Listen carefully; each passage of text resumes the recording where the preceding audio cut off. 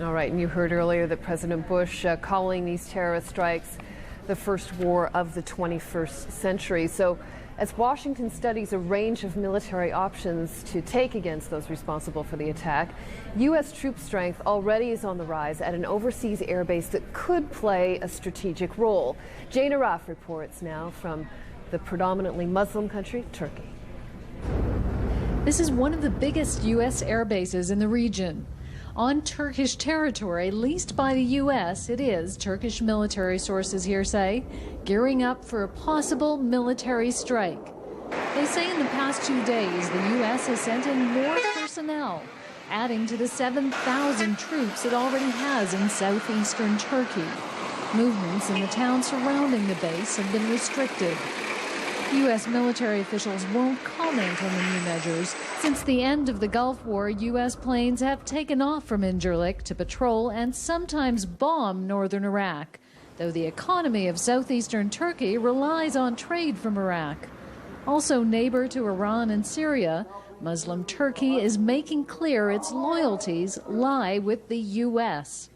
I don't specify any country in our struggle against terrorism, and we will certainly support fully the Article 5 of NATO.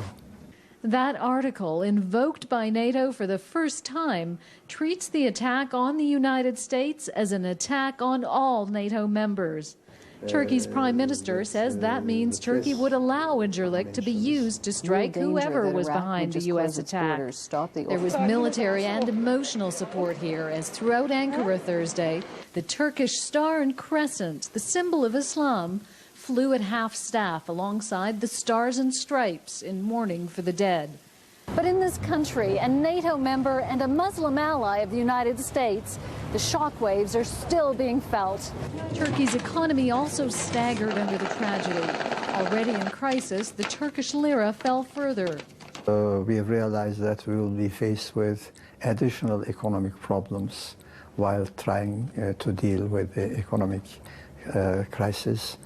We know that it's a global problem also.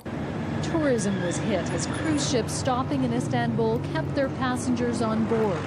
Like Americans around the globe, those here were told by their embassy to keep a low profile.